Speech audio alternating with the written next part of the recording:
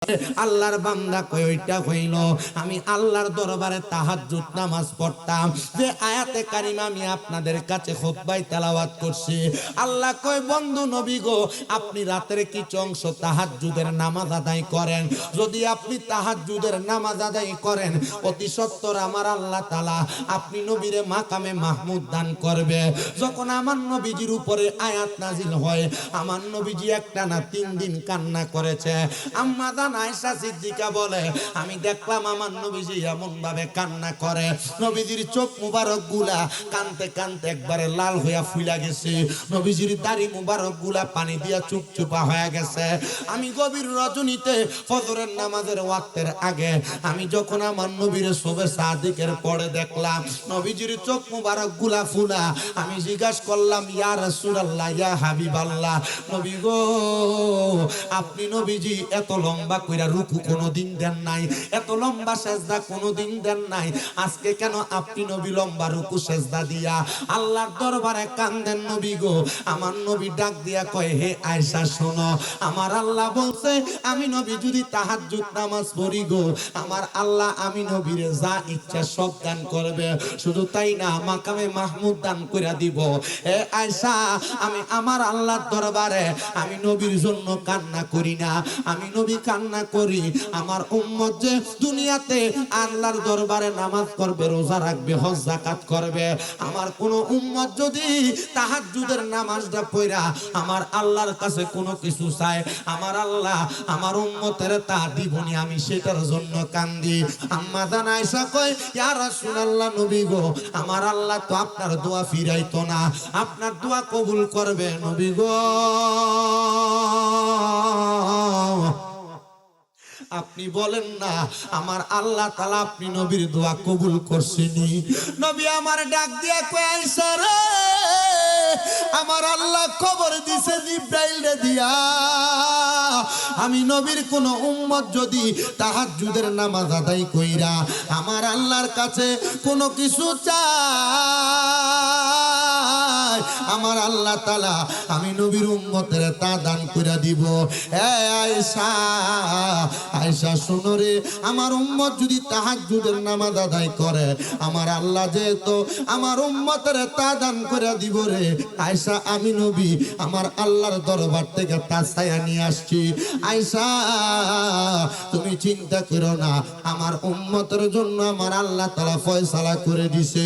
বন্ধুরে আমার নবীর পাগলের দলেরা ওই নবীর আশিকটা তাহাজ্জুদের নামাজ পড়া কান্দে, মাবুদ তুমি রে খোদা দাবি করি, তোমার ইবাদত করি, নামাজ পড়ি, যদি তোমার মক্কায় না যাইতে পারি আমার মনে অশান্তি অশান্তি লাগবো। আলুয়া পাড়ায় টাকাওয়ালা সম্পদওয়ালা দনওয়ালার অভাব নাই, কিন্তু মক্কা মদিনা যায় হজ করবে এমন মনটা তার নাই। আব্বাজি দামিকা বাড়ি বানাইবা, খেত পাথরে জায়গা কিনে থুবাইবা, সন্তানদের ব্যাংক ব্যালেন্সের টাকা দিয়া মইরা যাইবা, খোদার কসম কইরা বলি এগুলা দিয়া তুমি কোনো কাজে লাগাইতে পারবা না। আর যদি তোমার খেতে জায়গা বেশি থাকে একটু বিক্রি করে যদি মক্কা মদিনা যাও, খোদার কসম মক্কা মদিনা যায় যদি একটা রুহানিয়তের সাথে হজ কইরা আল্লাহর দরবারে দোয়া করতে পারো রে, দেখবা আমার আল্লাহ তাআলা তোমার দোয়াটা কবুল করব। নবীর আসে কান্না করে আর ডাক দিয়ে আমি তাহাজ্জুদ নামাজ পড়ে পড়ে দোয়া করে আমি আমার দামেস্ক এলাকার একটা মসজিদে নামাজ পড়াইতাম। আমার কাছে 700 দিরহাম আছে, আর 300 দিরহাম হলে আমি মক্কা মদিনা যাইতে পারতাম। আমি মনে মনে নিয়ত করলাম তাওয়াক্কালতু আলাল্লাহি ওয়া রাসূলি, আমি আল্লাহ এবং তার রাসূলের প্রতি তাওয়াক্কুল করলাম। আমি 700 দিরহাম নিয়া মক্কা মদিনা যাওয়ার জন্য রওনা করলাম। মসজিদের মুসল্লিদেরকে বললাম, এ মুসল্লিরা, আমি তোমাদের ইমাম বলতেছি, আমি মক্কা মদিনা যাব, তোমরা আমার জন্য দোয়া করবা। ওই আল্লাহর বান্দা ডাক দিয়া কয়, জগতের মানুষ, যখন আমি মক্কা মদিনা যাওয়ার কথাটা বললাম সাথে সাথে আমার সব মুসল্লিরা দৌড়ে এসে আমার হাতে চুমা দিতেছে, আমার বুকে জড়াইয়া ধরতেছে, আমার কপালে চুমা দিতেছে। আমি জিজ্ঞাসা করলাম, ও আমার মুসল্লিরা, তোমরা কেন আমার হাতে চুমা দাও, কেন আমার কপালে চুমা দাও? ডাক দিয়া কয়, অন্য কোনো কারণে না, আপনার হাত দিয়ে আপনি আল্লাহর কাবা করে ধরবেন, আপনার হাতটা দামি হয়ে যাবে। আপনার এই কপাল দিয়ে আপনি আল্লাহর কাবা করে দেয়া নামাজ পড়বেন গো, আপনার কপালটা দামি কপাল হয়ে যাবে। এই জন্য না আমি আপনাদের কপালে আর হাতে চুমা দেই, বুকে জড়িয়ে রাখি। ও হাজি সাহেব, আপনি যাওয়ার সময় আমার জন্য একটু খাস করে দোয়া করেন, মক্কায় গিয়া আমার নবীর রওজা মুবারকের মধ্যে সালাম দিয়েন। আরে কত নবীর পাগল কান্দে মদিনার নবীর রওজা মুবারকে সালাম দেওয়ার জন্য। সবাই বলেন মনে বড় আশা ছিল যাব মদিনায়, বলেন মনে বড় যাব। ওরে সালাম আমি করব গিয়ে, সালাম আমি নবীজির রওজায়, মনে বড় আশা ছিল মদিনায়, বল মনে বড় যাব। আরব সাগর পাড়ি দিব, নাই কই আমার তরি, পাখি নয়তো উড়ে যাব ডানাতে বরে করি। আরব সাগর পাড়ি দিব, নাই কই আমার তরি, পাখি নয়তো উড়ে যাব ডানাতে বরে করি। আমার আশায় আছে সম্বল নাই, আশা নাই করি কেউ পায়, মনে বড় আশা ছিল যাব মদিনায়, বল মনে বড় আশা যাব। কাফেলাতে কে যাও তুমি, কে যাও মদিনায়, এ গরিবের সালাম দিও মদিনার বাদশাই, বলো কাফেলাতে কে যাও তুমি, কে যাও মদিনায়, এ গরিবের সালাম দিও মদিনার বাদশাই। আইরে কই গিয়া আমার সালাম, কই গিয়া মদিনার বাদশাই, মনে বড় আশা ছিল মদিনায়, বল মনে বড় আশা যাব। বাজানো ও হালুয়া পাড়া এলাকার ভাই বাবারা, এবার ইমাম সাহেব উনি ওনারা গাটুরে নিয়া সুন্দর কইরা মুসল্লিদের থেকে বিদায় নিয়ে রওনা করছে। ছোট ছোট দুইটা বাচ্চা দৌড়ে তাদের বাড়িতে গেছে, যে ডাক দিয়ে কই ওগো দাদিমা, আপনি জানেননি আমাদের এলাকার ইমাম সাহেব উনি মক্কা মদিনা যায়। ওই দাদি ডাক দিয়া কয়, এ নাতির দল শুনো, আমার তো বড় শখ ছিল মক্কা মদিনা যাওয়ার জন্য। আমি কিছুদিন কিছু করে টাকা আমি আমার একটা থলের মধ্যে জমাইছি।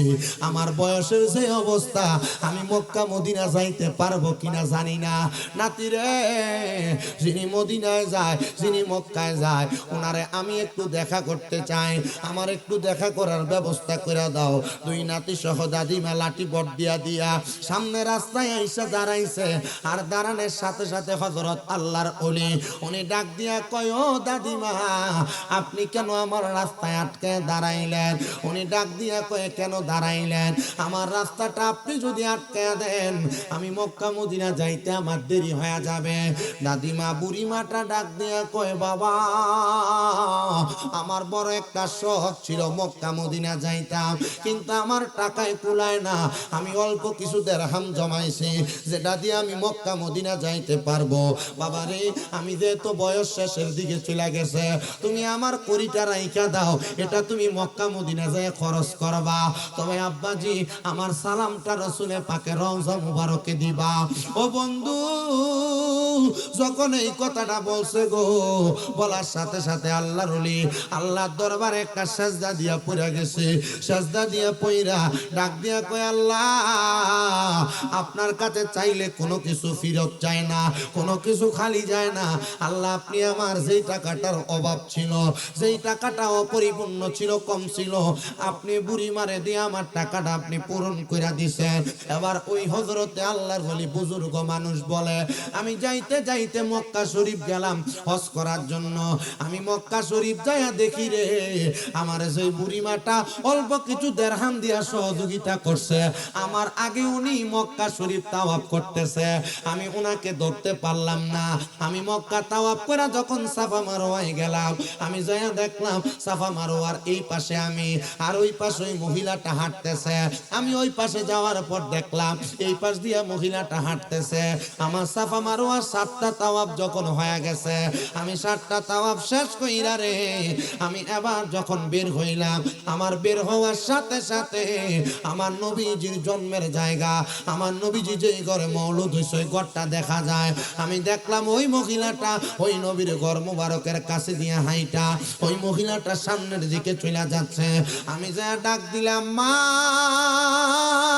ও বৃদ্ধ মা গো, আপনি কেমনে গো মক্কা মদিনা আসলেন?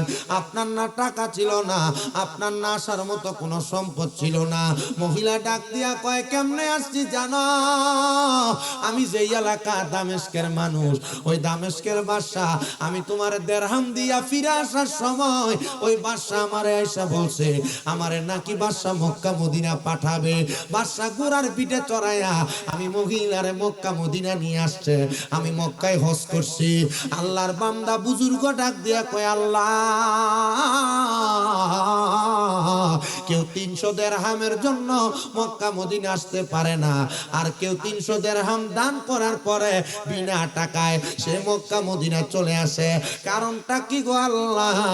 আপনি একটা বার আমার জানিয়ে দেন না। এবার আল্লাহর বুজুর্গ বান্দাটা তাহাজ্জুদ নামাজের মুসল্লায় কান্দে, আল্লাহ, আপনার এমন লীলা খেলার ভেদ আমরা বুঝি নাই। ও আল্লাহ, আপনার লীলা খেলা আপনি আমারে বুঝায় দেন না। আপনি কেমনে মহিলাটারে মক্কা মদিনা আনাইলেন? এবার আল্লাহর বুজুর্গ বান্দা বলে, আমি যখন তাহাজ্জুদের নামাজ পড়িরা আমার আল্লাহ তাআলার দরবারে কান্না করতে লাগলাম, গায়েবী ভাবে ইলহাম আসলো, আওয়াজ আসলো, এ আল্লাহর বুজুর্গ বান্দা, তুমি কান্না কইরো না। এটার কারণ তুমি তোমার আম্মা, তোমার এলাকার দামেস্কের বাদশা, ওই বাদশার কাছে যে বইলা দাও, তোমার বাদশা তোমার মনের আকাঙ্ক্ষা পূরণ করবে, তোমার এই কথাটার বেদরা বলে দিবে। ওই আল্লাহর বুজুর্গ বলে, আমি হজ শেষ কইরা দামেস্কের উদ্দেশ্যে রওনা করছি গো। আমি যখন দামেস্কে রওনা করে গেলাম, আমি দামেস্কে যাইয়া সোজা বাদশার রাজপ্রাসাদের সামনে দাঁড়াইছি। আমি রাজপ্রাসাদের সামনে দাঁড়ায়া বাদশারে ডাক দিলাম, এ বাদশা গো, আপনি বড় মানুষ, আপনার সঙ্গে আমার একটু বোঝাপড়া আছে, আপনি কি আমারে আমার কথাটার জবাব দিবেন? ওনাকে বারবার বাদশার ঘরের সামনে থেকে তাড়াইয়া দেয়। দ্বিতীয়বার বাদশা দেখা তারে ডাক দিয়া তার ঘরে ঢুকাইছে। এ বাদশা, আমার আল্লাহ তাআলার পক্ষ থেকে আওয়াজ আসছে, আপনি নাকি আমাদের এলাকার একজন বৃদ্ধ দুস্থ মানুষকে হজে পাঠাইছেন, কারণটা কি বলেন না? বাদশা ডাক দিয়া কয়, এ আমার প্রজারা, শোনো শোনো শোনো, আমি তো টাকাওয়ালা সম্পদওয়ালা, আমার কাছে বাদশাহীর কোনো অভাব নাই, আমার কাছে সম্পদের কোনো অভাব নাই, কিন্তু আমার এই সম্পদ আমার মা বাবা দেখা যায় নাই। আমার মা বাবা ইন্তেকাল করেছে আমার বাদশাহী পাওয়ার আগে। আমার সব সম্পদের মালিক আমি একদিন আমার আল্লাহর দরবারে কান্না করতে লাগলাম, মরার কথা ভয় কইরা কইরা আমি আল্লাহর কাছে কান্না করতে লাগলাম, কবরের কথা ভয় কইরা কইরা আমি কাঁদতে লাগলাম, হাসরের কথা ভয় কইরা কইরা আমি যখন কান্দি, আমি হঠাৎ করে কাঁদতে কাঁদতে নামাজের মুসল্লাটাতে বেহুশ হয়ে পড়ে গেছি। এমন টাইমে আমি হঠাৎ করে দেখলাম আমার বেহুশ অবস্থায় আমার আম্মা এবং আম্মা আব্বা জান আমার নামাজের ইবাদত খানাতে হাজির হয়ে গেছে। আমার আব্বা জান আমার মাথাটার মধ্যে হাত বুলিয়ে দিতেছে, আমার আম্মা জান আমার মাথাটার মধ্যে হাত বুলিয়ে দিতেছে। যখন আমার মাথাটাতে হাত বুলিয়ে দেয়, আমি মাথা উঠে ডাক দিয়ে কই, গো আম্মা জান, গো আব্বা জান, আপনারা কই থেকে আগমন করলেন? আপনাদের আগমনের কারণটা জানতে চাই। তারা আমার জবাব দেয়, অন্য কোনো কারণ না, অন্য কোনো কারণ না, আমরা আল্লাহ তাআলার জান্নাত থেকে আসছি রে বাবা। তবে তুমি সন্তানের কাছে আমাদের একটা ওসিয়ত রে বাবা।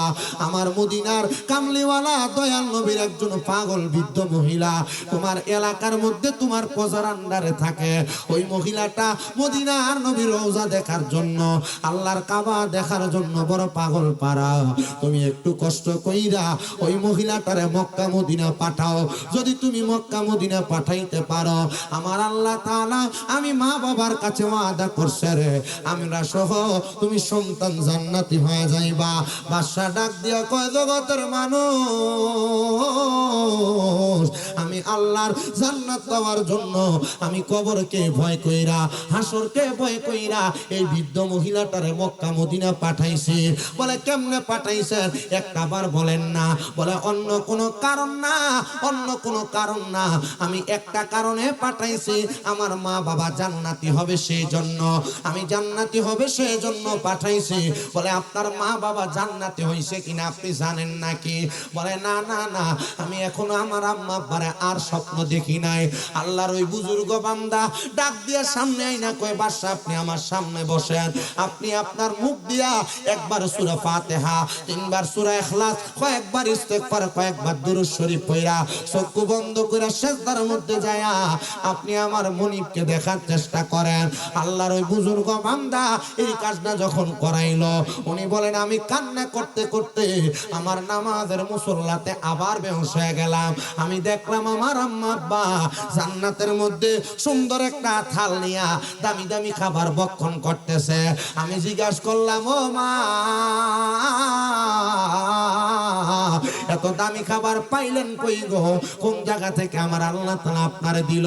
ওই মা বাবা জবাব দেয়, রে সন্তান, এই দামি খাবার এমনি এমনি পাই নাই, আমার আল্লাহ তাআলার ওই বুজুর্গ বান্দিটারে, মহিলাটারে তোমরা হজ করে দেওয়ার কারণে আল্লাহ তাআলা আমাদেরকে এত সুন্দর খাবার দান করেছেন। জোরে জোরে বলেন সুবহানাল্লাহ। এ বাবা, একটু গভীর মনোযোগ দেওয়ার শোনার চেষ্টা করবেন। কারণ হলো একটা সন্তান তার মা বাবার ইন্তেকালের পরে শুধু তার সম্পদের একটা অংশ থেকে একজন বৃদ্ধা মহিলারে হজে পাঠাইছেন। আর হজের টাকাটা দেওয়ার কারণে আল্লাহ তাআলা একজন সন্তান আর বাদশার আম্মা আব্বারে জান্নাতের নিয়ামত দান করছেন, জান্নাতের খানা পেনা দান করছেন। এবার আপনারা বলেন, আমরাও যদি আল্লাহর দরবারে বারবার বারবার করে এমন চাই আর আমাদের মা বাবার জন্য আল্লাহর রাস্তার মধ্যে সদকা করে দেই, আল্লাহ তাআলা চাইলে আমাদের মা বাবার কবরের আযাবও মাফ করতে পারে কি পারে না? সবাই একটু মুহাব্বত দুরূদ শরীফ পড়েন। আল্লাহুম্মা সাল্লি আলা, জেনারেটর কেন লাগাইছে? পুরো আওয়াজ নাই। আদনাবি মাওলানা মুহাম্মাদ, আল্লাহুম্মা সাল্লি আলা সাইয়্যিদিনা মুহাম্মাদ নাবিয়ানা শাফিয়ানা মাওলানা মুহাম্মাদ, আমরা সবাই নবীর মাহফিলে হায়রে দয়া করে কবুল করেন নূর নবীজি আমরারে আল্লাহুম্মা সাল্লি আলা মুহাম্মাদ নাবিয়ানা মাওলানা। আমার হালুয়া পাড়ার বাবা, ও হালুয়া পাড়ার যুবক বন্ধুরা, আমি আপনাদের কাছে যে আয়াত তেলাওয়াত করেছি, এবার সে আয়াতের নিরিখে কথাগুলা বোঝার চেষ্টা করেন। আল্লাহ বলেন ওয়ালা তাকুনু, তোমরা তাদের মতো হয়ো না, কাল্লাযিনা জাহারা নাসুল্লাহা ফাআনসাহুম আনফুসাহুম, তারা তাদের নিজের কথা ভুলে গেছে, আমি আল্লাহ তাদেরকে ভুলে রাখছি। আল্লাহ তারা কারা গো? আমার আল্লাহ কয় তারা আর কেউ না, তারা হলো উলাইকা হুমুল ফাসিকুন, এরা হলো ফাসিক। আল্লাহ আমরা ফাসিক হয়ে মরতে চাই না, আমরা জান্নাতি হয়ে মরতে চাই। কারণ আপনি নিজেই বলেছেন লা ইয়াস্তাউই আসহাবুন নারি ওয়া আসহাবুল জান্নাহ, আসহাবুল জান্নাতি হুমুল ফাইজুন। আল্লাহ আপনি বলেন জান্নাতি এবং জাহান্নামীরা এক রকম না, যারা জান্নাতি তারা সফল কাম। আল্লাহ আপনি বলেন না আমরা যদি জান্নাতি হতে পারি, আমরা যদি নামাজি হতে পারি, আমরা যদি রোজাদার হতে পারি, আমরা যদি ঈমানওয়ালা হতে পারি, তাহলে আমাদের মরণ কেমন হবে, কবর কেমন হবে, হাসর কেমন হবে। আগে জানলাম জাহান্নামীদের কথা এবং জানবো জান্নাতীদের কথা। আমার পরবর্তী বক্তা আসার আগ পর্যন্ত আপনারা একটু জান্নাতি মরণটা শোনেন। আব্বাজি, যে আজরাইল একটা মানুষের রুহু কবজ করে, রুহুটা কবজ করার সময় আজরাইলকে বাধা দিলে আজরাইল রুহু নিবে না, এমন কোন বাধা দেওয়ার মতো সন্তান আর ফুট দুনিয়াতে সৃষ্টি হয় নাই, দুনিয়াতে জন্ম হয় নাই। কথা কন্যা ঠিক কিনা? হ্যাঁ বাবা। কিন্তু একটা মুমিন বান্দা, একটা নামাজি বান্দা, একটা মুত্তাকি বান্দা যখন ইন্তেকাল করবে, ওই বান্দাটা ইন্তেকাল করার আগে আমার আল্লাহ তাআলা ওই বান্দাটার কাছে একটা ফেরেশতা পাঠাইবো, যার নাম আজরাইল। ওই আজরাইল বান্দাটার সামনে একবার আসবে না, দুইবার আসবে না, তিনবার আসবে না, চারবার আসবে, কিন্তু বান্দার রূহটা কবজ করতে পারবে না। ও বন্ধু, একটা বান্দার কাছে আজরাইল চারবার আসবে, কিন্তু বান্দার রূহটা আজরাইল নিতে পারবে না। বলে হুজুর তারা কারা গো? আমার নবী কয় তারা হলো ঈমানদারেরা, তারা হলো মুমিনেরা। কোন মুমিন, কোন ঈমানদার, কোন পাঁচ ওয়াক্ত পাঞ্জাগারা নামাজি, কোন মুত্তাকি মানুষ যখন মারা যাবে গো, মারা যাওয়ার সময় আমার আল্লাহ তাআলা সর্বপ্রথম মালাকুল মাউত আজরাইলকে বান্দার সামনে পাঠিয়ে দিবে। ওই বান্দার সামনে যখন আজরাইলকে পাঠিয়ে দিবে, পাঠায়া দেওয়ার সাথে সাথে ওই বান্দাটার বুকের বরাবর আজরাইলে হাতটা দিবে। বুকের মধ্য থেকে দুইজন ফেরেশতা ডাক দিয়ে বলবে আজরাইল, বান্দার রূহটা তুমি কবজ কইরো না। বলে কেন না? বান্দার বুক দিয়ে তুমি রূহ কবজ করতে পারবা না। বলে কারণটা কি? বলে বান্দার বুকের মধ্যে আল্লাহ এবং তার রাসূলের ভালোবাসা আছে, আল্লাহ এবং তার রাসূলের মুহাব্বত আছে, এই জন্য বান্দার বুক দিয়ে তুমি রূহ কবজ করতে পারবে না। আজরাইল সাথে সাথে ফিরে যাবে, আমার আল্লাহর হুকুম পাইয়া, আদেশ পাইয়া আজরাইল আবার আসবে বান্দার কাছে। বান্দা, এবার তো তোমার রূহ আমাকে নেওয়াই লাগবে। আজরাইল আলাইহিস সালাতু ওয়াস সালাম বান্দার কপাল বরাবর বিওয়াজিকার নূর বান্দার চেহারা বরাবর হামলা করবে। বান্দার কপালের মধ্যে থেকে দুইজন ফেরেশতা বাধা দিবে। রে আজরাইল, বান্দার কপাল দিয়ে রূহ বাহির করতে পারবা না।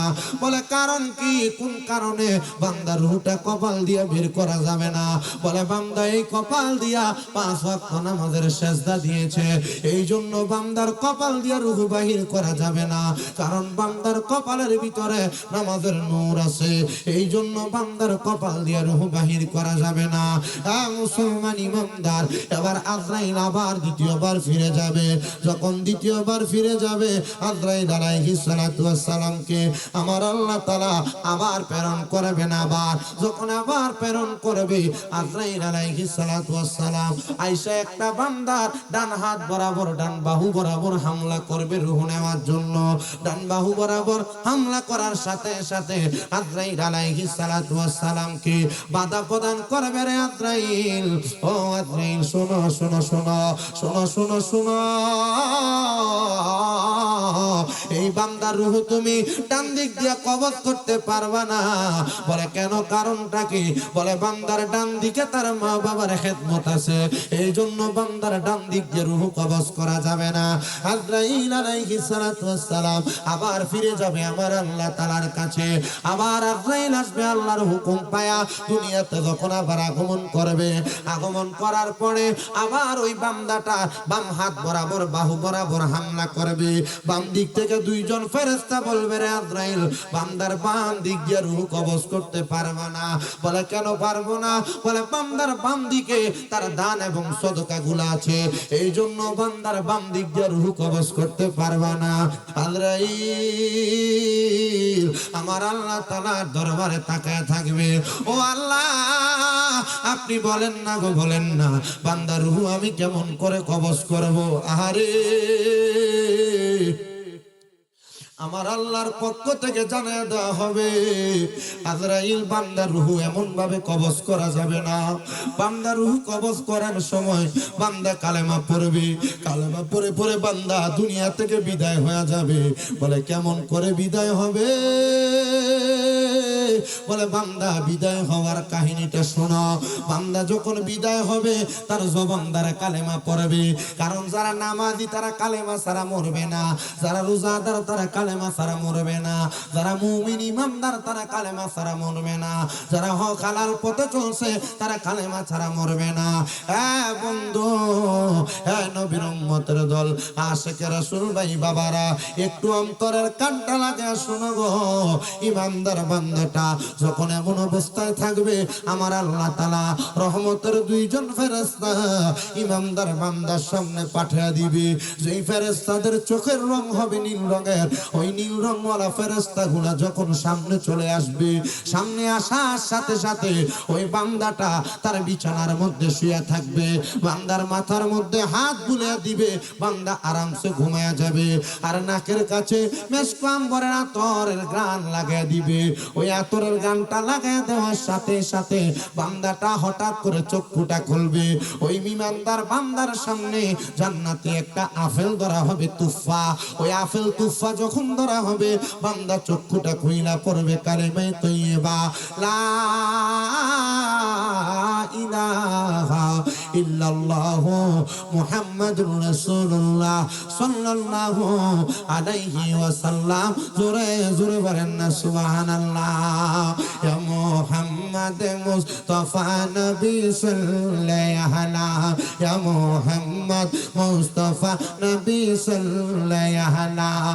আমরার শাফায়াতের কান্ডারি মদিনাওয়ালা, আমরার শাফায়াতের কান্ডারি মদিনাওয়ালা, ইয়া মুহাম্মদ আল্লাহর নবী রাহমাতুল লিল আলামিন, নবী মদিনার তাজদার হুজুর পুরনূর সাল্লাল্লাহু আলাইহি ওয়াসাল্লাম নবী আমার কান্না করেন আর ডাক দিয়া বলেন, ওগো সাহাবায়ে কেরাম, জানো মানুষ কেন মারা যাওয়ার সময় এমন অবস্থা হয়ে যাবে?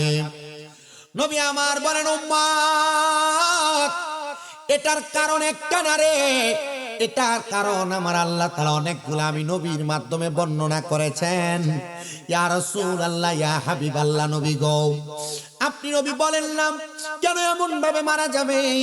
নবী আমার বলেন, শোনো, ওই বান্দাদের কথা যারা ফাসিক, যারা মুরতাদ, যারা জিন্দিক, যারা মুনাফিক, যারা কাফের, এদের ব্যাপারে আমার আল্লাহ তাআলা জানিয়ে দেয়, যখন তারা দুনিয়া থেকে ইন্তেকাল করবে, তারা ইন্তেকাল করার আগে আমার আল্লাহ তাআলা সাজরাতুল ইয়াকিন নামক একটা গাছ আল্লাহ তাআলার লামকানের মধ্যে লাগায় রাখছেন। যেই সাজরাতুল ইয়াকিন নামক গাছের মধ্যে ততগুলা পাতা, আল্লাহ তাআলার যতগুলা বান্দা দুনিয়ার জমিনের মধ্যে আছেন, ওই সাজরাতুল ইয়াকিন নামক গাছ থেকে যখন একটা পাতা ছিঁড়ে পড়ে যায়, ওই পাতার মধ্যে দুনিয়ার সকল বান্দাদের নাম লেখা থাকে।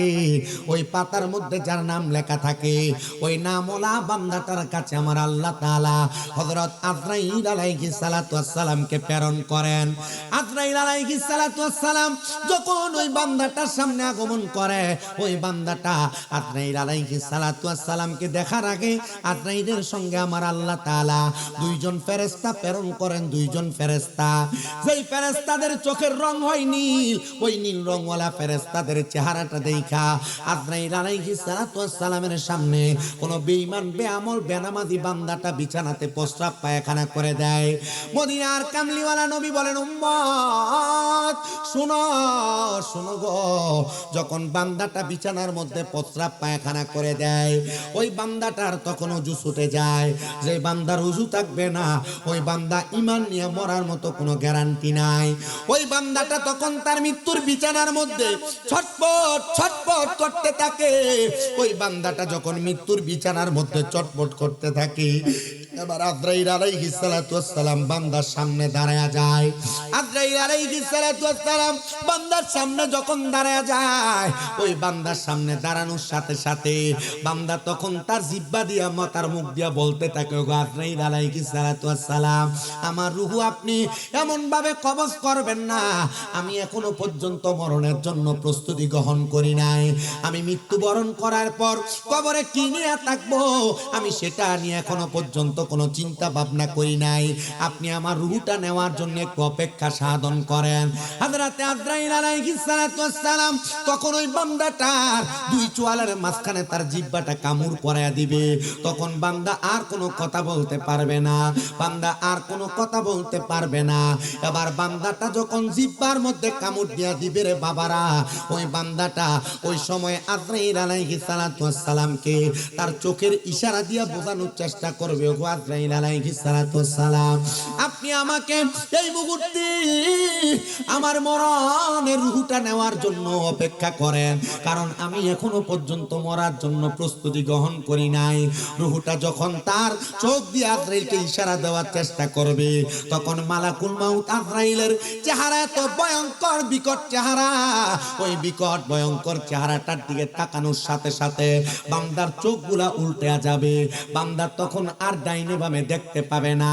যখন বান্দার এমন একটা অবস্থা হয়ে যাবে, এ হালুয়া পাড়ার যুব সমাজ, মুরব্বী সমাজ, শোনা, তুমি যদি মারা যাওয়ার সময় চোখ উল্টে দাও, মানুষ বলবে আজরাইলের ভয়ঙ্কর চেহারা দেখে ওই মানুষটা চোখটা উল্টে দিছে। যদি বিছানাতে প্রস্রাব পায়খানা করে দাও, মানুষ বলবে হ্যাঁ হ্যাঁ হ্যাঁ, মানুষটা মনে হয় আজরাইলের ভয়ঙ্কর চেহারাটা দেখে বিছানাতে প্রস্রাব পায়খানা করে দিছে। বড় শোনো শোনো শোনো ও পর্দার অন্তরালের আম্মুজিরা, আজরাইল আলাইহিস সালাতু ওয়াস সালামের সঙ্গে বান্দা যখন কথোপকথন শেষ করবে, ওই বান্দাটা চুপচাপ দাঁড়ায় থাকবে। দাঁড়ায় থাকার সাথে সাথে এবার আজরাইলে তখন তার বুক বরাবর তার হাতটা রাখবে। আজরাইল রূহ নেওয়ার জন্য যখন কোনো বান্দার বুকের মধ্যে হাত রাখবে, ওই বান্দাটা বুকের মধ্যে হাতটা রাখার সাথে সাথে বান্দাটা তখন চিৎকার করে কান্না করতে থাকবে। বান্দার সন্তান, স্ত্রী, পুত্র, আত্মীয় স্বজন যদিও তার সামনে থাকে, কিন্তু তার চিৎকারের আওয়াজ কোনো মানুষ শুনতে পাবে না। বলে কেন চিৎকার করবে? শুনো রে বাবা, আজরাইল আলাইহিস সালাতু ওয়াস সালামের নাম কিন্তু আজরাইল শুধু আজরাইল না, আজরাইলের একটা নাম হলো মালাকুল মাউত, মানে হলো মৃত্যুর ফেরেশতা। বলে হুজুর মৃত্যুর ফেরেশতা কেন নাম রাখা হয়েছে? কারণ হলো যখন দুনিয়াতে আল্লাহ তাআলা জিবরাইল, আমিন, মিকাইল আলাইহিস সালাতু ওয়াস সালাম, ইসরাফিল আলাইহিস সালাতু ওয়াস সালাম, এই তিনজন ফেরেশতাকে দুনিয়াতে পাঠাইছিলেন আদম তৈরির জন্য, মাটি নেওয়ার জন্য। তিনজন ফেরেশতা এমনি ফিরে চলে গেছেন, কিন্তু আজরাইল আলাইহিস সালাতু ওয়াস সালাম যখন দুনিয়ার জমিনের দুনিয়ার মধ্যে আগমন করেছেন, আজরাইলের ডান হাতের প্রথম থাবাটা দিয়া যখন মাটির মধ্যে হাতটা রাখছেন, আজরাইল একটা খাবলের সাথে আজরাইল 40 মণ মাটি নিয়ে গেছেন। 40 মণ মাটি, যে হাতের মধ্যে 40 মণ মাটি আটে, ওই হাতটা যদি কোনো মানুষের বুকের উপর রাখা হয় তার কষ্ট এমনি হবে, এটা স্বাভাবিক বিষয়। আমার নবী রাহমাতুল লিল আলামিন নবী বলে, জগতের মানুষ শোনো, যখন আমি নবীজির রূহ মুবারক আজরাইল আলাইহিস সালাতু ওয়াস সালাম নেওয়ার জন্য আমার হুজরা মুবারকে আসছে, আমি নবীর বুক মুবারকের মধ্যে যখন আজরাইল আলাইহিস সালাতু ওয়াস সালাম তার ডান হাতের অংশটা রাখছেন গো, আমি নবী আল্লাহ বলে একটা চিৎকার মারছে। আমার আল্লাহর ফেরেশতারা জিজ্ঞাসা করে, ইয়া মুহাম্মদ ইরফা, আপনি কেন এমন ভাবে চিৎকার করলেন, আওয়াজ বুলন্দ করলেন? নবী আমার বলে, ফেরেশতার দল শুনো, আমি নবী একটা কারণে আমার আওয়াজকে বুলন্দ করলাম আর আল্লাহ বলে চিৎকার দিলাম। আমার উম্মত কি যদি রূহ নেওয়ার সময় আজরাইল আলাইহিস সালাতু ওয়াস সালাম এমন ভাবে বুকের মধ্যে হাত রাখে, আমার উম্মত কষ্ট পাবে, আঘাতপ্রাপ্ত হবে, আমার উম্মতকে কি এত কষ্ট দেওয়া হবে? তখন বলবে, ইয়া রাসূলুল্লাহ, না না না, ক্বালা মান আতানি ফাদাখালাল জান্নাহ, যারা আপনি নবীর আতাত করবে তারা তো জান্নাতে যাবে, যারা জান্নাতি তারা এমন ভাবে ইন্তেকাল করবে না। ও নবী শুনো,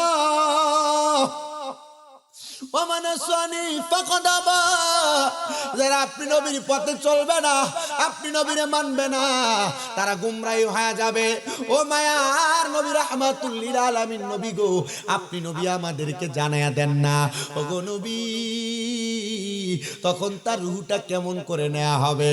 নবী আমার বলেন, ওই মানুষটার রূহটা যখন নিবে, আজরাইল আলাইহিস সালাতু ওয়াস সালাম বুকের মধ্যে হাতটা রাখার সাথে সাথে মানুষটার ঘাড়ের শাহরগগুলা ঠাস ঠাস করে ছিঁড়ে যাবে, হাতের রগগুলা ছিঁড়ে যাবে, পায়ের রগগুলা ছিঁড়ে যাবে, মানুষটা আফসোস আফসোস করতে থাকবে।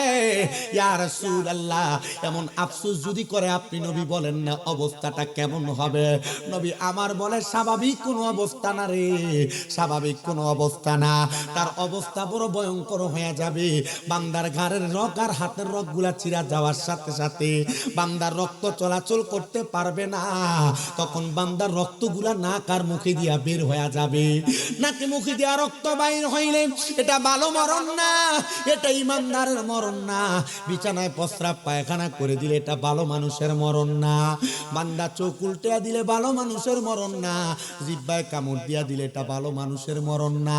আল্লাহর নবীর অসংখ্য সাহাবায়ে কেরাম আমার নবীর কাছে প্রশ্ন করে, ইয়া রাসূলুল্লাহ, ইয়া হাবিবাল্লাহ, নবী গো, ও মায়ার নবী, রূহটা যখন কবজ করবে বান্দার কি কোনো কষ্ট হবে না?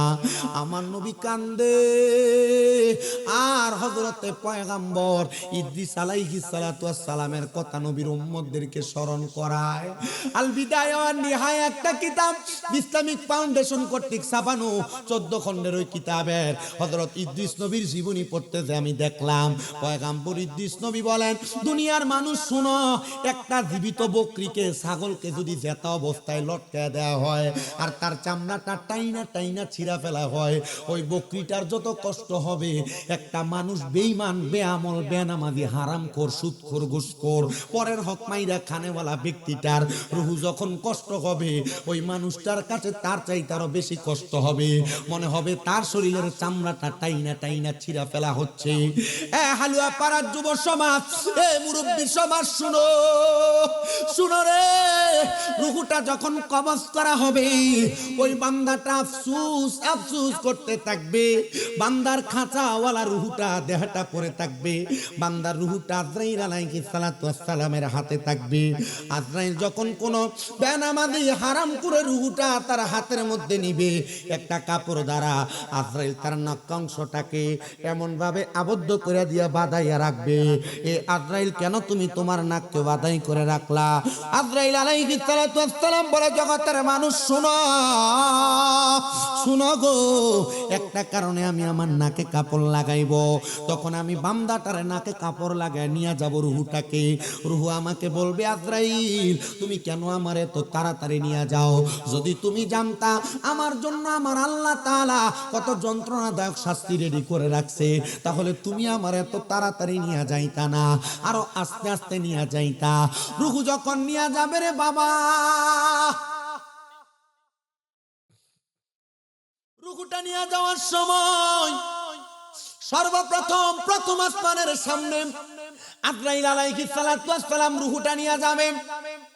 আসমানের ডাইনে 19 জন ফেরেশতা দাঁড়ানো থাকবে, বামে 19 জন ফেরেশতা দাঁড়ানো থাকবে।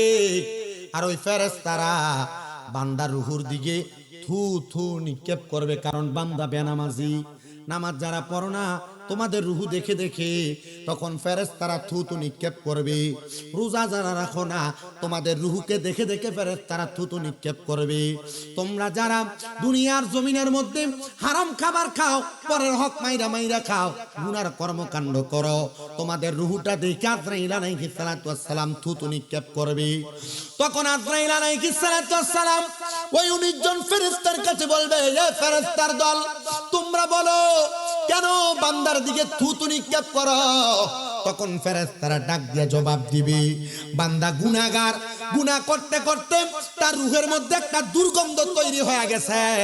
আমরা বান্দার রূহের দুর্গন্ধ সহ্য করতে পারি না, বিদায় বান্দার দিকে আমরা থুতু নিক্ষেপ করি। চিন্তা করে দেখো, তুমি যে দুনিয়াতে বদবদ কাজগুলা করো, বিড়ি সিগারেট খাওয়া জিনিসটারে মনে হয় কত মজা কইরা কইরা খাও, কিন্তু তুমি চিন্তা করো না এটা মাকরুহ তাহরিমার অন্তর্ভুক্ত। তুমি দুনিয়াতে গুনার কাজ করতে করতে করো, আরাম কইরা কইরা করো, তুমি একবারও চিন্তা করো না এই গুনার কাজগুলা করার কারণে তোমার ঈমান আমল বরবাদ হয়ে যাচ্ছে।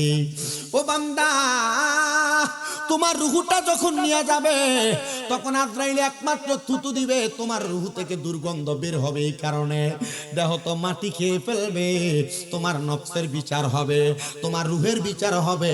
তখন তোমার রুহুটারে নিয়ে যাওয়ার জন্য আজরাইল সামনের দিকে যেতে চাইবে। সামনের দরজা বন্ধ, ডাইনের দরজা বন্ধ, বামের দরজা বন্ধ। ও আল্লাহ, বান্দা বেনামাজি বিদায়, বান্দার জন্য কোন দরজাটা খোলা? তখন আমার আল্লাহর দরবার থেকে আওয়াজ আসবে, ইন্নাল্লাযীনা কাফারু মিন আহলিল কিতাবি ওয়াল মুশরিকিনা ফি নারি জাহান্নামা খালিদিনা ফিহা উলাইকা হুম শাররুল বারিয়া। যারা কাফের কুফরি করে, যারা মুশরিক, যারা আহলে কিতাবের অন্তর্ভুক্ত, আল্লাহ তাআলা তাদের ঠিকানা রাখছেন জাহান্নামের মধ্যে। আব্বাজি, গুনার কাজ ছোট ছোট করতেছেন, মনে করতেছেন কোনো অসুবিধা নাই। আপনি কি জানেন মুফতাইনে কেরাম, ফুকাহায়ে কেরাম ঘোষণা করতেছে কোনো মানুষ বড় কোনো গুনাহ করে কাফের হওয়া লাগে না। ছোট ছোট গুনাহ করতে করতে তার মধ্যে ফাসিকি চলে আসে, এরপর যখন গুনার কাজ আরো বেশি করে তখন তার ভিতরে নেফাকি চলে আসে, সে মুনাফিক হয়ে যায়। আর যখন মুনাফিক হয়ে যায় তখন তার কাছে বড় কোনো গুনাহ করতে দ্বিধাদ্বন্দ্ব মনে হয় না, তখন সব গুনাহগুলা সে তার মতো করে স্বাভাবিকভাবে করতে থাকে। সে মনে করে গুনাহ করলেই বা কি হবে। আল্লাহর নবী বলে, গুনাহকে গুনাহ যায় না যারা দ্বিতীয়বার আবার করে, তখন তারা মুনাফিক হয়ে যায়। আর গুনাহকে গুনাহ যায় না যারা তৃতীয়বার গুনাহ করে, তখন তারা কুফরি করে কাফেরে রূপান্তর হয়ে যায়। আর ওই বান্দার ঠিকানা হলো জাহান্নাম, জাহান্নাম, জাহান্নাম। সাহাবায়ে কেরাম নবীর সামনে বসা, কোথাকার উট ভক্ষণ করবে, উট খাওয়ার কথা তাদের মনে নাই। সাহাবী কান্না করে আর ডাক দিয়ে বলে, ইয়া রাসূলুল্লাহ, ও মায়ার নবী, রাহমাতুল লিল আলামিন নবী গো, আপনার কাছে আমরা জানতে চাই, আপনি নবী বলেন না দুনিয়ার জমিনের মধ্যে থাকা অবস্থায় আপনি নবী বলেন না ওই বান্দা ইন্তেকাল করার পর তখন ফেরেশতারা বান্দারে কোথায় নিয়ে ফেলবে?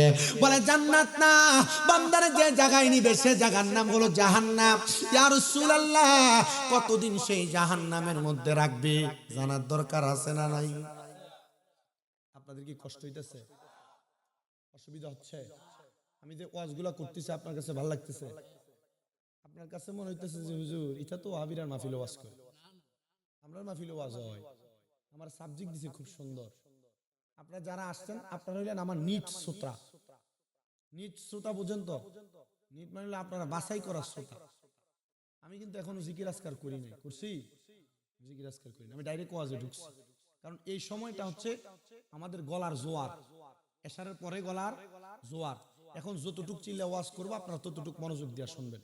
এবং আমি এখানে যতক্ষণ এসে বসছি একজনও ওঠে নাই, সবাই এসে বসছে। কথা কি ঠিক আছে? আপনারা যদি বসেন ভালো হবে, মাহফিলের পরিবেশ ভালো হবে, সুন্দর। আলমগীর বসো না কেন, তুমি উপরে বসো না, এদিকে বসতে হবে, তো সুন্দর একটা পরিবেশ থাকবে। আপনারা যারা এখানে জান্নাতের বাগানে আসছেন, এই জান্নাতের বাগানে আইসা আপনারা এই কথাগুলো শুনতেছেন, আমি আপনাদের কাছে যে মরণটার কথা কইতেছি আপনারা কোনতে মরণটা কি বালা না খারাপ? আস্তে কয়, জোরে বলেন না, বালা না খারাপ? এই খারাপ মরণ যদি আপনি মরেন তাহলে আপনার মরার পরে মানুষ কি আপনার জান্নাতি কইব? জান্নাতি কইব না। আমি পরিচয় দিতেছি, আপনি কেন জান্নাতি হবেন না? আপনি শোনেন অন্তরটা দিয়া। ওয়াজ শুনা গজল গায়ে আমি সময় শেষ করতে পারবো না। আমি সময় যদি শেষ করি আপনার এই ওয়াজে কোনো কাজ হবে না, কিন্তু যেগুলা বলতেছি আপনার এগুলাতে কাজ হবে। অসুবিধা আছে? শুনবেন ইনশাআল্লাহ। তাহলে একটু মোহাব্বতে দুরূদ শরীফ পড়েন। আল্লাহুম্মা সাল্লি। ভাই দুমদুমানিটা কমান না। মাওলানা মুহাম্মদ ওয়া আলা আলি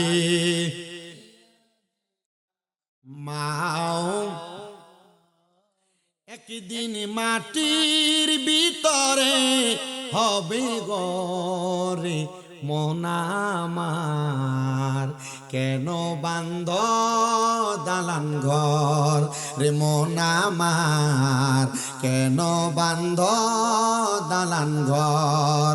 একদিন মাটির ভিতরে হবে গরে মন আমার, কেন বান্ধ দালান ঘর রে মন আমার, কেন বান্ধ দালান ঘর। প্রাণ পাখি উড়ে যাবে পিঞ্জর ছেড়ে,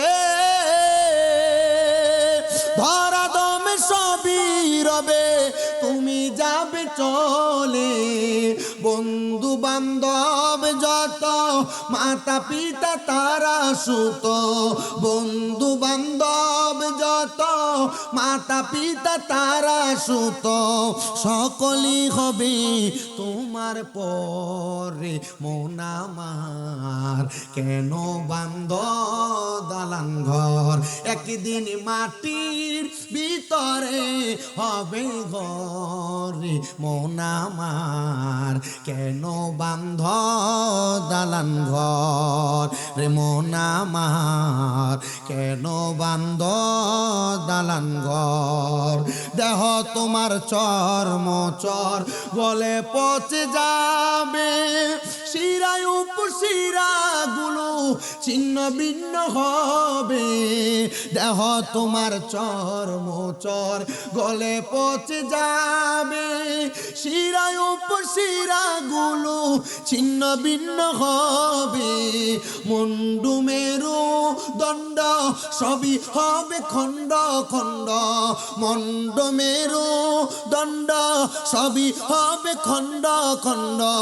পড়ে রবে মাটি রূপরে মন আমার, কেন বান্ধ দালান ঘর রে মন আমার, কেন বান্ধ দালান ঘর।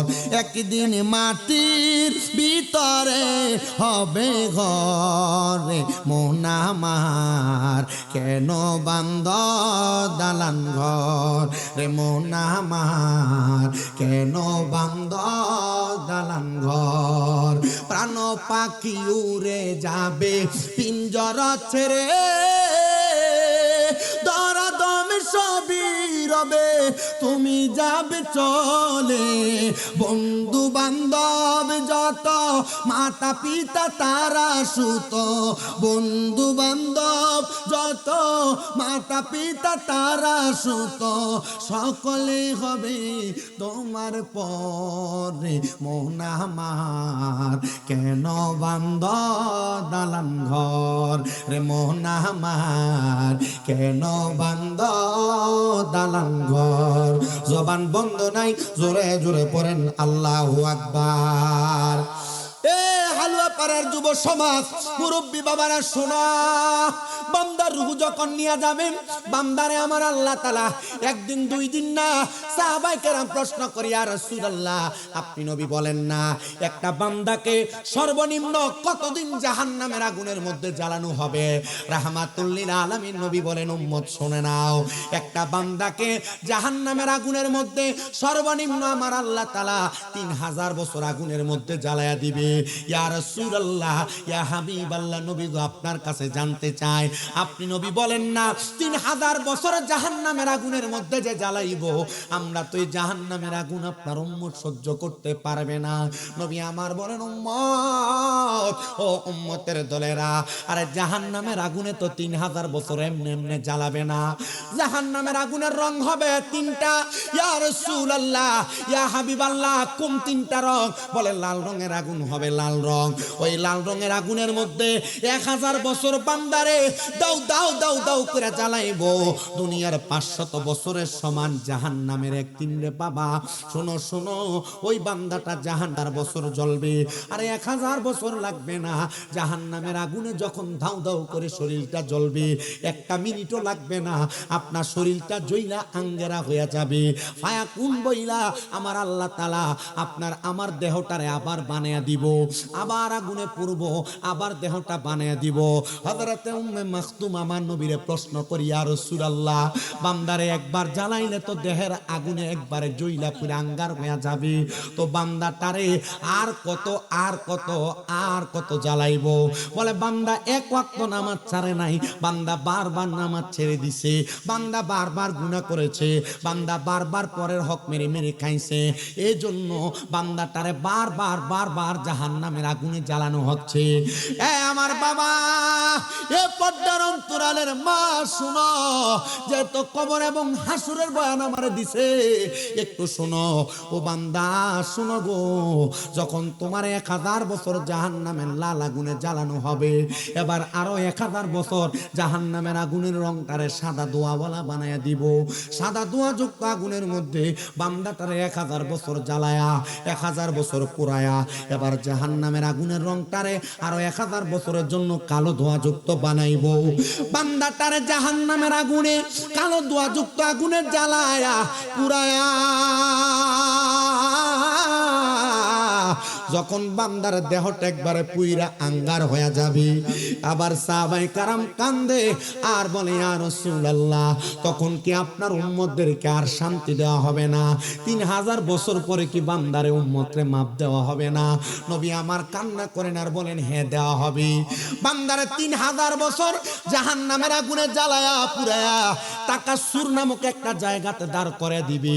ওই বান্দা যখন তাকাসুর নামক জায়গাতে দাঁড় করাবে, বান্দা তখন হায় আফসুস হায় আফসুস হায় আফসুস করে করে 3 বার বলবে, মুয়ে পানি মুয়ে পানি মুয়ে পানি বলে 3 বার বান্দা চিৎকার করবে। সাহাবায়ে কেরাম কান্দি, নবী গো,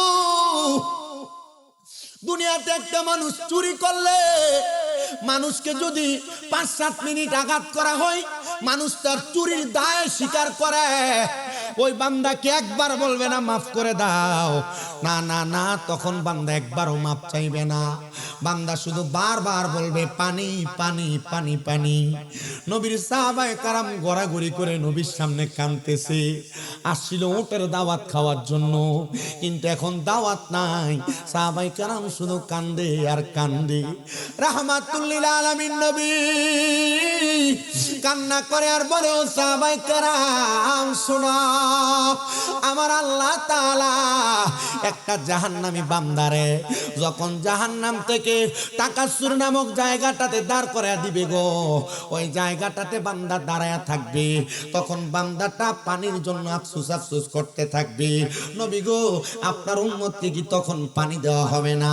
নবী আমার কান্না করেন আর বলেন, সাহাবীরা শুনে রাখো গো, ওগো সাহাবায়ে কারাম, হ্যাঁ তখন তাদেরকে পানি দেওয়া হবে, পানি দেওয়া হবে। ওগো নবী, কেমন পানি দেওয়া হবে আপনি নবী একটাবার বলেন না? নবী আমার বলেন, উম্মত, ওই পানিটা দুনিয়ার কোন স্বাভাবিক পানি না। তিরমিজি শরীফের হাদিস শরীফ পড়তে যেয়ে দেখলাম আমার নবীজি বলতেছে, ওই পানিটার নাম হলো তিনাতুল খাবাল। তিনাতুল খাবাল বলা হয় ওই পানিকে অন্যান্য বান্দাদেরকে জাহান্নামের আগুনের মধ্যে জ্বালানোর কারণে যে রক্ত আর পুঁজগুলা নিচে জমা হয়েছে, একটা গরম লোহার পাত্রকে আগুনের মধ্যে পুরানোর পরে একবারে গরম কয়লা যেমন এমন হয়ে যায়, এমন একটা টকবক টকবক করনেওয়ালা ফুটনেওয়ালা রক্ত আর পুষগুলা বান্দারে খাওয়ার জন্য দেয়া হবে। নবীর সাহাবায়ে কারাম কান্না করে আর বলে, ইয়া রাসূলুল্লাহ, নবী গো, আপনার উম্মত কি তখন ওই পানিটা পান করবে নাকি? নবী বলে, পান করবে রে। সাহাবায়ে কারাম পান করবে। ইয়া রাসূলুল্লাহ, এই পানি কেমনে পান করে? রক্ত আর পুস্ত পান করে সহ্য করে থাকা যায় না। রাহমাতুল লিল আলামিন নবী বলেন, ওই পানি যখন তারা তাদের জিহ্বাতে ঢালবে, তাদের জিহ্বা গলে যাবে, তাদের কান দিয়ে তাদের মগজ গলে গলে বের হবে। ওই মানুষগুলা শুধু এই শাস্তিগুলা ভোগ করবে না, ওই মানুষগুলার পেটের মধ্যে যখন রক্ত পুষগুলা যাবে, এটা এমন গরম উত্তপ্ত, তাদের পেটের নাড়ি বুড়িগুলা পর্যন্ত গলে যাবে। তাদের পেটের নাড়ি বুড়িগুলা গইলা গইলা তাদের পায়খানার রাস্তা দিয়ে থরথর করে বের হবে। এ আব্বাজি, আপনারা যারা দুনিয়ার জমিনের মধ্যে অভদ্রভাবে চলাফেরা করেন, আপনারা যারা হারাম কাজে লিপ্ত, আপনারা যারা নামাজের সাথে সম্পৃক্ত না, আল্লাহর ঘরের সাথে সম্পৃক্ত না, মদিনার নবীর সাথে আপনাদের সম্পর্ক নাই, আউলিয়া কেরামের সাথে সম্পর্ক নাই, খোদা কি কসম করে বলি রে আমার হালুয়া পাড়ার বাবারা, আপনার কবরে এমন শাস্তি হবে, ওগো মায়ার নবী, এমন শাস্তি আমরা সহ্য করতে পারবো না। আরে সহ্য যদি না করতে পারো, কোন মানুষ যদি মুমিন হয়ে যায়, ওই মুমিন মানুষ এমন কষ্ট পায় মারা যাবে না। নবী গো, মুমিন মানুষ এমন কষ্ট পায় মারা যাবে না, এমন কষ্ট কেউ তো পাইতে চায় না। তো রাহমাতুল লিল আলামিন নবী ডাক দিয়া বলে, হ্যাঁ, শুধু কষ্ট পায় মারা যাওয়া না, যখন মানুষগুলা কবরের মধ্যে কষ্ট পাইতে পাইতে পাইতে পাইতে তাদের কবরের পরে যেই জায়গাটাতে হাজির করা হবে, ওই জায়গাটার নাম হলো হাসরের ময়দান। হাসরের ময়দান। ইয়া রাসূলুল্লাহ, নবী গো, ওই হাসরের ময়দানে কারা থাকবে? নবী রাহমাতুল লিল আলামিন নবী আমার জানায়, ওই হাসরের ময়দানে দুনিয়ার কোনো সাধারণ মানুষ না, যারা দুনিয়াতে নামাজ পড়ছে তারাও হাসরের ময়দানে দাঁড়াবে, যারা দুনিয়াতে রোজা রাখছে তারাও হাসরের ময়দানে যাবে, নামাজিরাও থাকবে, বেনামাজিরাও থাকবে, রোজাদাররাও থাকবে, বেরোজদাররা থাকবে, হারামখোরেরা থাকবে, হালালখোরেরা থাকবে।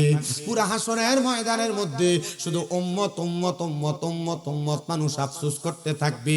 রাহমাতুল লিল আলামিন নবী আমার বলেন, উম্মত শুনে রাখো, শুধু আফসোস করবে না, যখন হাসরের ময়দানে তারা দাঁড়ায়া থাকবে, একটা মানুষের দেহের মধ্যে কোনো জামা কাপড় থাকবে না। বাবা সন্তানের সামনে, সন্তান মায়ের সামনে, এলাকার যত বড় মানুষ আপনি হন না কেন, আপনার শরীরের মধ্যে কোনো পোশাক থাকবে না। হাসরের ময়দানের মধ্যে আপনি বিনা পোশাকে উলঙ্গ অবস্থায় হাজির হয়ে যাবেন। একটা দুইটা না, 12টা সূর্যের তাপ আপনার মাথার উপরে দেওয়া হবে রে মুসলমানেরা। 12টা সূর্যের তাপ যখন আপনার আমার মাথার উপরে দেওয়া হবে, আমাদের মগজগুলো টকবক করে করে ফুটে ফুটে আমাদের কান দিয়ে বের হবে, আমরা আফসোস করব। নবী সাহাবায়ে কারাম কান্দে, ইয়া রাসূলুল্লাহর কেমন অবস্থা হবে? আমার নবী বলে যে হাসরের ময়দানের কথা তোমরা শুনতে পাচ্ছ, ওই হাসরের ময়দানটা তামা দ্বারা তৈরি হবে, গরম উত্তপ্ত ওই তামার ময়দানে ছেড়ে দেওয়া হবে। হায় রে হালুয়া পাড়ার বাবা, ওই তামার উত্তপ্ত হাসরের ময়দানে দুনিয়ার মানুষ থাকতে পারবে না। হাসরের ময়দানে মানুষের ঘাম থাকবে কারোর হাঁটু পরিমাণ, কারোর নাভি পরিমাণ, কারোর বুক পরিমাণ, আর কেউ ঘামের সাগরের মধ্যে সাঁতার কাটতে থাকবে। এত কঠিন অবস্থা হবে।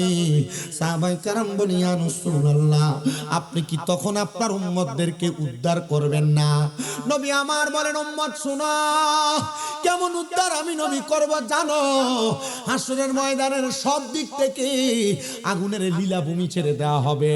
সব বান্দা আর উম্মতদেরকে একটা জায়গার মধ্যে একত্রতা করা হবে।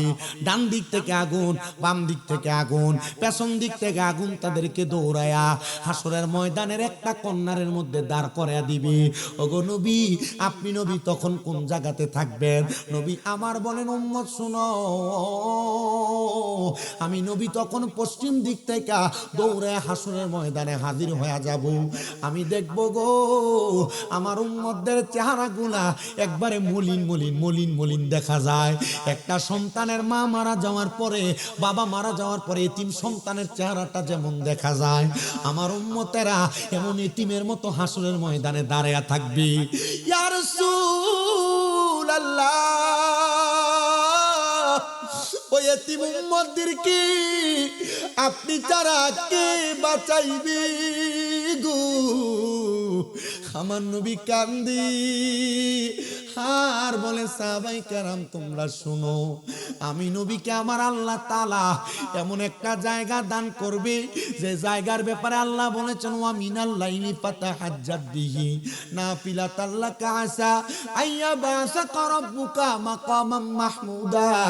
আমার আল্লাহ তাআলা প্রশংসার জায়গা মাকামে মাহমুদ আমি নবীরে হাসরের ময়দানে দান করে দিবি। আমি নবী ওই হাসরের ময়দানে মাকামে মাহমুদ নামক জায়গার নিচে যখন দাঁড়াবো, সমস্ত মানুষের মাথার উপরে সূর্যগুলার তাপ দিতে থাকবে। আমি নবী মাকামে মাহমুদের নিচে দাঁড়ায়া আমার উম্মতের মধ্যে যারা নামাজি আছে, আমি নবী তাদেরকে টান দিয়া ওই মাকামে মাহমুদের নিচে প্রবেশ করাবো। আমার উম্মতের যে মহিলারা পর্দা করেছে, যে মহিলারা নামাজ আদায় করেছে, স্বামীর আদেশ মেনেছে, আমি নবী তাদেরকে টান দিয়া মাকামে মাহমুদের নিচে নিব। আমার উম্মতের যেই পুরুষেরা আমি নবীর পথ এবং আদর্শ মোতাবেক চলেছে, আমি নবী তাদেরকে টান দিয়া দিয়া নিয়ে যাব। নবী গো, আপনি যদি নামাজি মুত্তাকি ইমানদারদেরকে নিয়ে চইলা যান, তাহলে যারা বেঈমান, যারা গুনাহগার, আপনার গুনাহগার উম্মতের কি অবস্থা হবে? রাহমাতুল লিল আলামিন নবী বলে, ও সাহাবায়ে কেরাম তোমরা শুনে রাখো, আমি নবীজির ওই উম্মতগুলারে আমি নবী তখন জান্নাতের মধ্যে প্রবেশ করাবো। জান্নাতের দরজায় যখন যাব, জান্নাতের দরজার মধ্যে দুইটা সিরিয়াল হবে। কয়টা? আস্তে কইতেছেন, কয়টা? আমি আমার স্বাভাবিক আমার ওয়াজে আমি শ্রোতাদেরকে বেশি প্রশ্ন করি, আমি ডাইরেক্ট ওয়াজ করি। ডাইরেক্ট ওয়াজ করতেছি দেখে আপনারা নিরাল বৈশা আছে, কারণ আমি এনে আইয়া দেখছি এনে 7 জন মুরব্বী আর এনে বই আসছিল 3টা ফোলা। এমনকি 7 জন আর 3টা আছে না, এখন আপনারা আছেন না, আপনার ওয়াজ করার মতো ব্যবস্থা হয়েছে। আমার কথা কই না কেন, আমার পরবর্তী বক্তা আসলে ওয়াজ করতে পারবে, আপনাদের কাছে সুন্দর সাবলীলভাবে কথা বলতে পারবে। তবে অসুন্দরতা আপনারা তৈরি করছেন, যারা আপনারা দাঁড়ায় রয়েছেন আর আসতেছেন গিলিয়ে গিলিয়ে, আপনারা অসুন্দর তৈরি করতেছেন। এত বড় জায়গা থাকার পর আপনারা বসতেছেন, আরো আসে দাঁড়ায় বসো। একটা মাহফিলের সৌন্দর্য আছে, তোমরা নিজেরাই বুঝতেছো তোমাদের মাহফিল এলোমেলো হয়েছে। যেহেতু এলোমেলো হয়ে গেছে, এখন তোমরা নিজেরা বসে মাহফিলের সৌন্দর্য রক্ষা করতে হবে। মনে কষ্ট নিলে আমার কিছু করার নেই। আপনারা ঠিক ঠিক করেন, আপনারা তো আসিলেন না, আপনারা তো পরে আছেন। হ্যাঁ বুঝে, সবাই বুঝে, বোঝে নাকি? যে বোঝে না হ্যাঁ বোঝে, ঠিক নেই? আচ্ছা, আল্লাহ আমাদেরকে এখানে আসার বসার তৌফিক দিছে, আলহামদুলিল্লাহ। আমি কথা কোন জায়গায় ছিলাম? জাহান্নামের কইয়া ছিলাম, তুই শুধু কয়ে দেস। জান্নাতের গেটে সিরিয়াল কয়টা? আসতে কইছে তো কোন না, সিরিয়াল কয়টা? আরো জোরে কোন, কয়টা? একটা সিরিয়াল হইব আমাদের নবী এবং নবীর উম্মত, আর একটা সিরিয়াল হইব অন্য সব নবীরার এবং নবীর উম্মতরা। একটা করে 2টা সিরিয়াল জান্নাতের গেটে। আপনাদের আওয়াজের পরীক্ষা কম, কারণ আমার যেহেতু জিকিরটা বাকি রয়েছে, আমি আপনার হলে জিকির কিতাও এত সময় হয়েছে কেমনে? ও আল্লাহ গো, 1 ঘন্টার উপর হয়ে গেছে গা। টের পাইছে? টের পাইতেন না? ওয়াজের আমার একটা ধারাবাহিকতা আছে, এই ধারাবাহিক ভাবে কথা বলি। আমার তো জিকিরটা এখনো বাকি আছে। আপনার কন্ত জবানের মালিক কি? জান্নাতীদের সিরিয়ালের ওয়াজটা একটু পরে করতেছি, আগে আপনার একটু জিকির আজকার করি। শরীরটা থেকে তো একটু ঘুমটুম যাওয়ানোর দরকার, আর শীতটা ঠান্ডাটা দূরানোর দরকার আছে না? দরকার একটু মহাব্বতে জিকির, আলমগীর দিকে সাথে একটু জিকির করে, মহাব্বতে জিকির করবেন। আপনার কোন জবানের মালিক কে? আল্লাহর দোহাই, যাদের জবান আছে তার কাছে আমার দাবি আছে, জবান যদি থাকে ডান হাতটা তুলে জোরে ডাক দেন আল্লাহ। না, এনে যে মানুষটি আছে বোঝা যায় না, একটু মহাব্বতে কোন আল্লাহ। উচ্চ কণ্ঠে 2 হাত তুলে কোন ইয়া রাসূলুল্লাহ।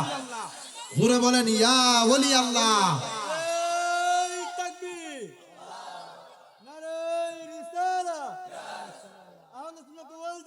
জিন্দাবাদ। আল্লাহর দেওয়া জবান দিয়া মুহাব্বতের আওয়াজে আল্লাহর জিকির করলে আমরা কষ্ট হইব।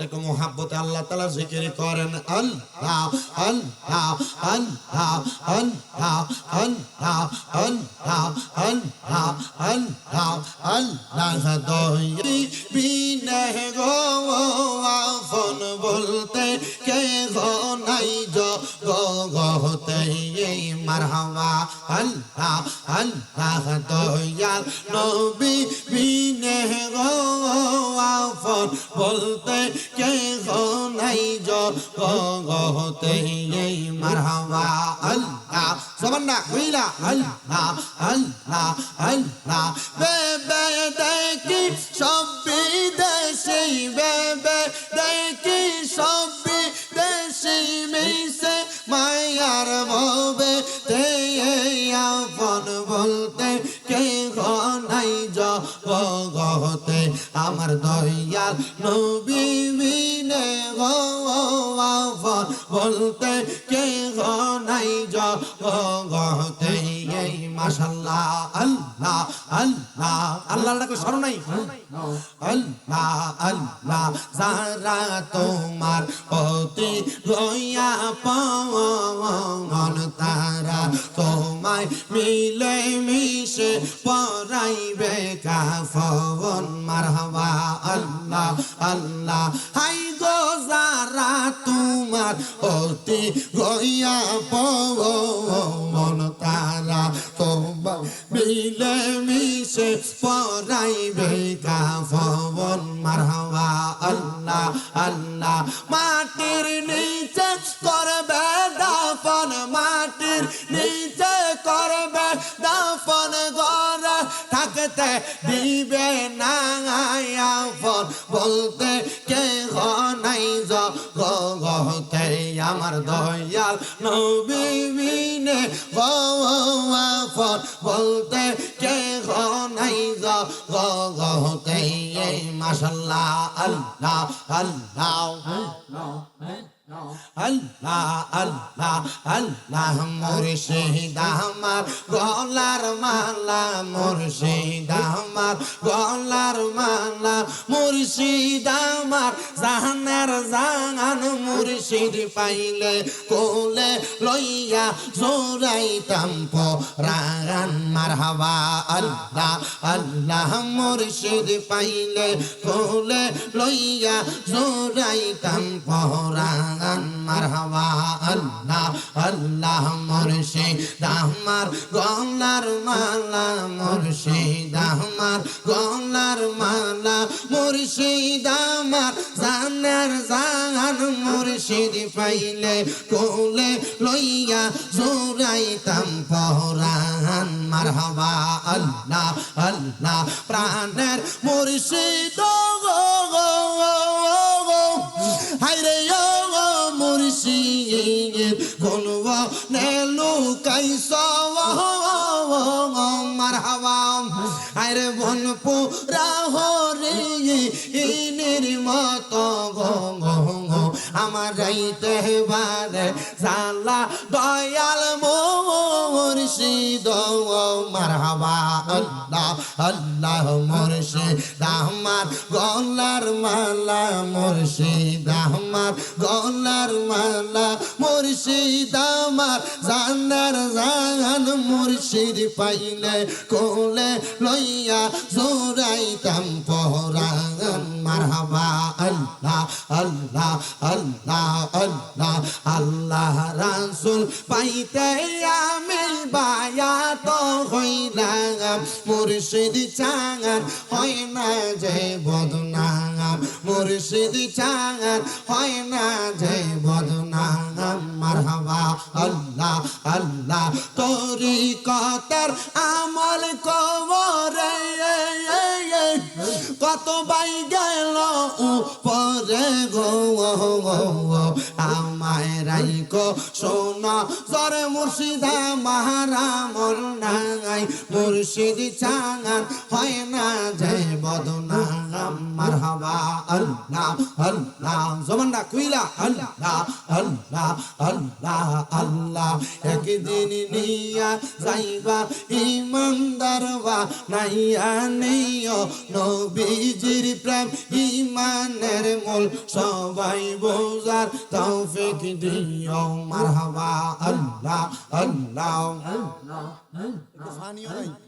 আল্লাহ আল্লাহ একদিন নিয়া যাইবা ইমানদারবা নাইয়া নিও নবীজির প্রেম ইমানের মূল সবাই বোঝার তৌফিক দিও মাশাআল্লাহ আল্লাহ আল্লাহ করে আনে হাব্বায়াসে ইউহিব্বু কই হাদিসেতে হুব্বুর রাসূল মিনাল ঈমান বুখারী কো লিয়া দেখো আল্লাহ একদিন নিয়া যাইবা ইমানদারবা নাইয়া নিও নবীজির প্রেম ইমানের মূল সবাই বোঝার তৌফিক দিও মারহাবা আল্লাহ আল্লাহ মাথা লড়াইলে চলবে না আল্লাহ করতে আল্লাহ আল্লাহ ফুল সে রাতের কঠিন পারে সেইখানে